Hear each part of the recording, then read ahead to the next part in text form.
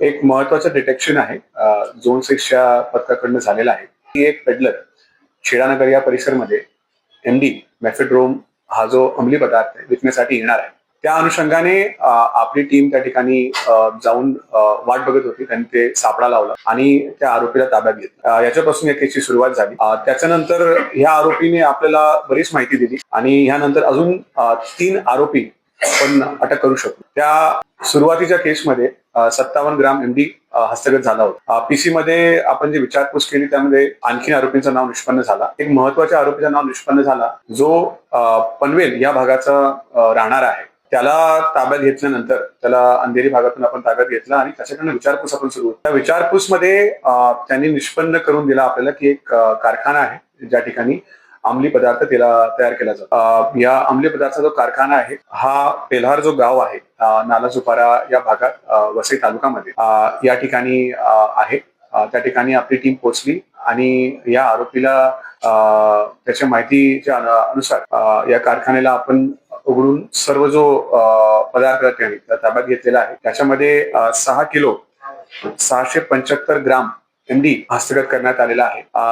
त्याच बरोबर त्याच्यासोबत जे लागणारं जो साहित्य आहे, मशिनरी आहे, इलेक्ट्रिकल काही साहित्य आहे, सर्व काही ताब्यात घेण्यात आलेलं आहे. याची एकूण किंमत 13,38,53,700 रुपये या मुद्देमाची आहे आणि आतापर्यंत याच्यामध्ये 5 आरोपी अटक करण्यात आलेले आहे.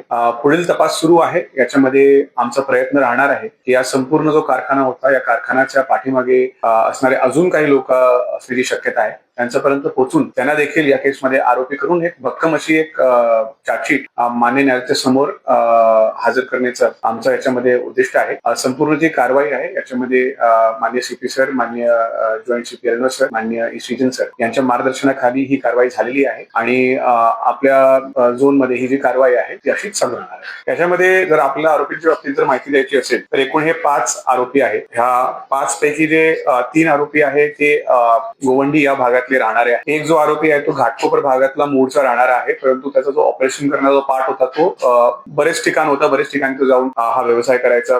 धारावी भाग असेल, मुंब्रा भाग असेल, असं बरेच ठिकाणी त्याचा नेटवर्क होता.